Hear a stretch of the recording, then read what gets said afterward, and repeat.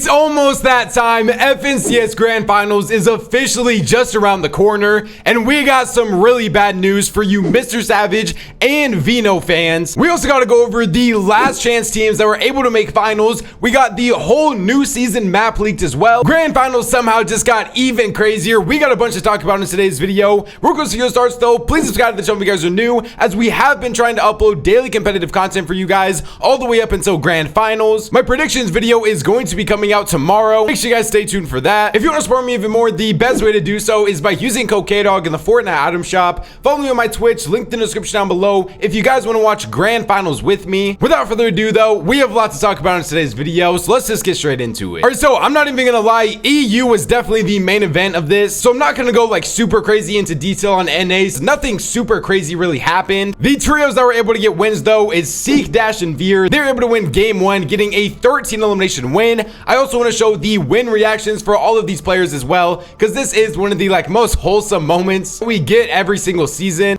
When you should storm play, maybe. Top them again if we can. They're connected by one build. I'm going from the back. Drop down. 100 Send it in.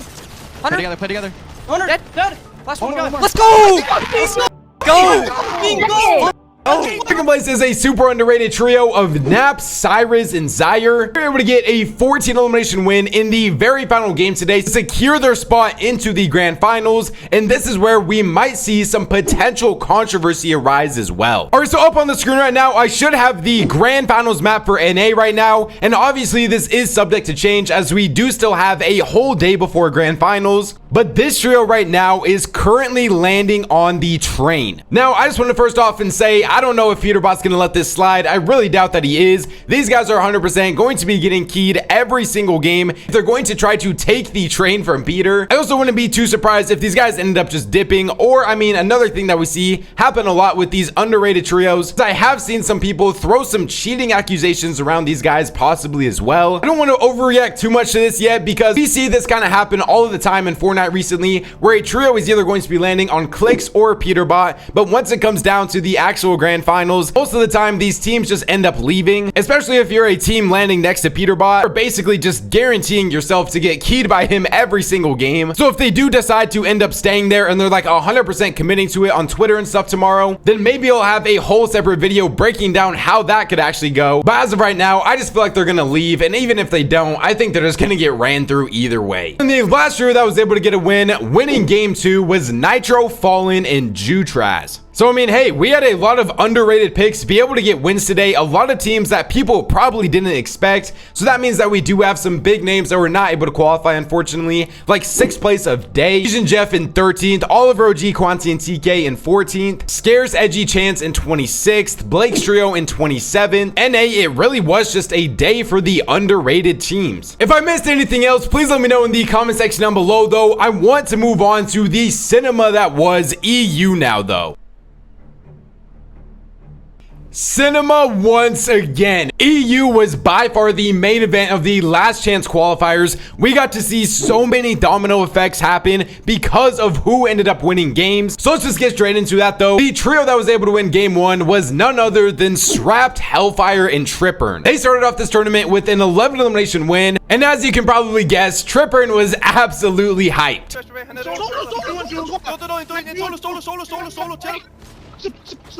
Nice!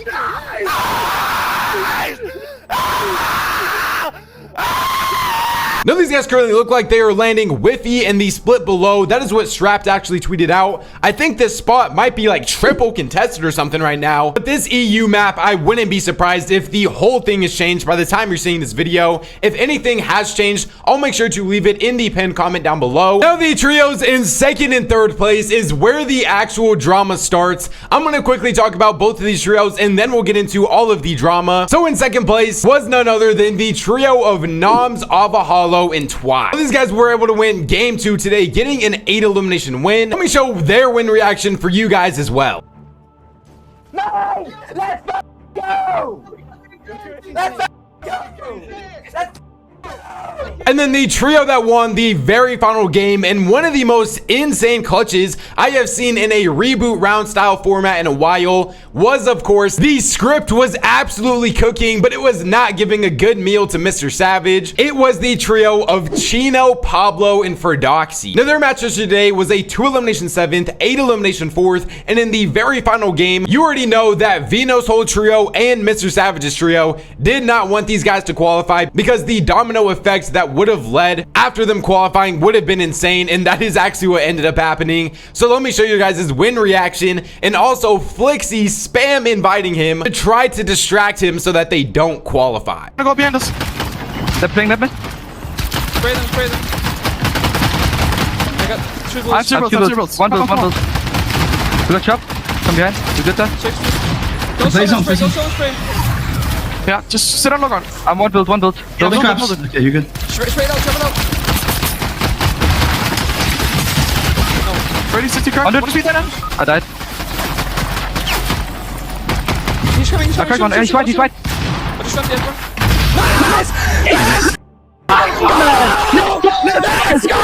Now, how do I actually feel about what Flixie was doing? I'm pretty sure we saw him do a similar thing last grand finals when he was inviting like Queasy a bunch in the last game. It is definitely a little bit of a weird thing to do, but if it's not against the Epic TOS, it is weird, but I don't really care too much at the end of the day. They're trying to do what's best for them, and they're just trying to win. Now, let's finally get into the drama that occurred after all of this. So right after Twy was able to qualify, he just tweeted out some emojis and the drop spot where Mr. Savage is landing at the mountain split. This is a very interesting full circle moment to me because when I first discovered Twy was when he was actually originally trioing with Mr. Savage and Mongrel back in, I'm pretty sure, the OG season. It's just crazy all of the events that have literally happened since that moment. I remember them splitting up, and then Mr. Savage obviously went on to play with Panzer after that, and then we got the whole arc of Mr. Savage dropping Mongrel, and then we got the arc of Mr. Savage retiring, and then he ends up coming back, qualifies to grand finals, has an uncontested spot in grand finals, and now he is being contested by one of the first trio mates he ended up trying out with when trios literally first got announced like 2 months into it. Did see Twy actually respond to some people. Someone said, "You're not him trying to get clout by conning Savage. You will end up like Huddy. If you know, you know." And then he responded and he said, "I have landed here all season. If you think this is for clout when I haven't streamed in 3 months, you're delusional." And the guy basically responded and said that we all saw how much hate Huddy got. And then he responded and he said, "Huddy got hate because he was being weird. I'm just doing it because I have no other options. I really like Savage." And then the guy responded and he said, "You have so many options. There are some drones in here." And then Twy responded and he said, "Give me one reason to dip from Savage when I've landed here all season and have made multiple other teams dip." Now, I mean, hey man, as a Mr. Savage fan myself, this does kind of hurt to see. I thought we were actually going to get an uncontested Mr. Savage in grand finals.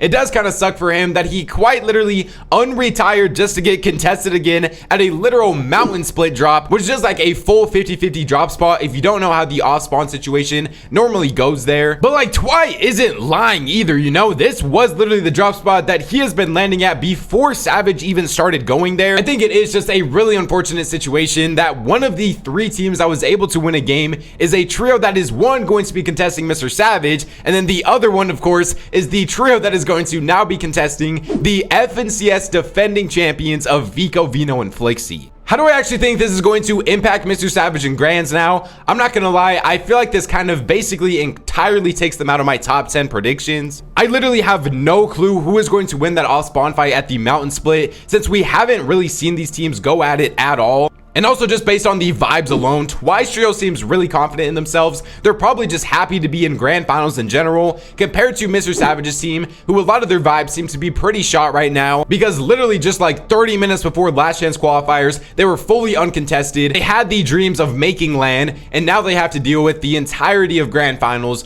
being contested. Now, unless some miracle happens and they're able to win like 8-4 off spawn, I think unfortunately for this season at least, Mr. Savage's global championships qual dreams are officially over. Do I think there is still a world where they top 10? Obviously 100%. I just feel like they are so hard to actually predict and project how good they are going to do in grands now. I'm not trying to be like a Debbie Downer here or nothing. I still want the best for this trio, but their grands just got literally infinitely times harder now. Like, I already thought there was a potential that they could have a rough time with Surge, but now they also literally have a team landing below their split as well. So they went from having like a bunch of space on the map completely uncontested to kind of just being cooked. Let's talk about the FNCS champions now, Vico, Vino, and Flixie. This is another trio that their whole grands just got flipped upside down when Ferdoxy was able to get a win. He tweeted out, Mass plus Black Market, 12 out of 12 in grand finals. This is kind of insane to me that one of only 2 trios on all of EU that have a land spot secured are ending up being contested. And the thing about them being contested as well is I think a lot of us would probably agree that Ferdoxy's trio, like, no disrespect to them, but they are not a top 10 trio on EU even. The fact of the matter is that Ferdoxy's trio is absolutely nutty off spawn. We saw them absolutely roll through Vino, Vico, and Flixie. So this is another team that I was probably going to undeniably have in my top 3 grands predictions. Now I am struggling to kind of even decide if I want to put them inside of my top 10. I don't think they're a better off spawn fighting team than Ferdoxy. I think if they're even able to just go even off spawn with Ferdoxy, like 6-6 in the spawn fight, then there is a chance that they could still have a pretty good grand finals, because we know the potential of this team. If they're able to make it into endgame with pretty decent loot, they can always drop like a 15+ elimination win. The only thing I know for sure though is any games they're able to make it off spawn,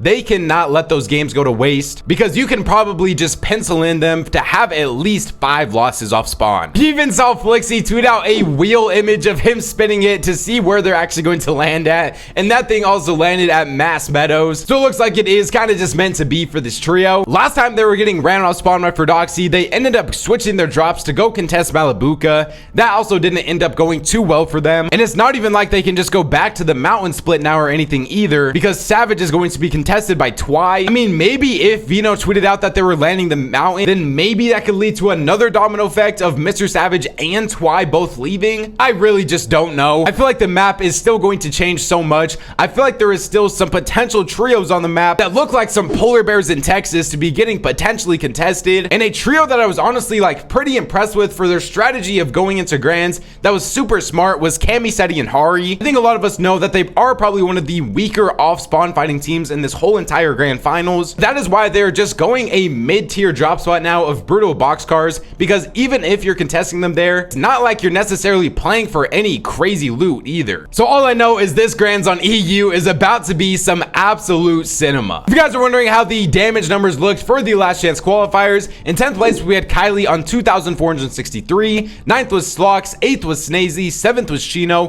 6th was Ferdoxy. Going into the top 5 was Casper in 5th, QB in 4th, Fido in 3rd, Pablo in 2nd, and then Kenty in 1st with 4,074. Also had some other super cool news that I honestly just wanted to talk about. Pixar tweeted out, Tomato has just became the 3rd ever female to qualify for the FNCS Grand Finals. She is only 14 years old as well, and she was able to qualify to the Asia Grand Finals. I feel like we don't do a good enough job sometimes of showing some more support to the female players in the scene. Just wanted to give a huge shout out to her. Congratulations. And then we also got a bunch of season 3 leaks. Obviously, we know that there is going to be no FNCS next season, but we have a bunch of map leaks. I'm gonna put some of them up on the screen right here. We even got the entire map leaked as well. There is 4 small POIs in the corners. Mid-season updates might add some more POIs, and the removed POIs are going to be Demon's Dojo, Hopeful Heights, Shogun, and Whiffy Wharf. Other than that though, we are officially just 2 days away from FNCS Grand Finals. One more sleep for some of you guys even. Remember, subscribe to the channel if you guys are new, as we have been trying to do our best on uploading daily competitive content for you guys all the way up until grand finals. Please just go K-Dog in the Fortnite item shop if you want to support me even more. Besides, enjoy one of these 2 videos up on the screen right now, so go check them out if you guys haven't already. Follow me on my Twitch, linked in the description down below if you guys want to watch any of FNCS grand finals with me. Thank God for another day, and I'll catch you guys next time. Peace out.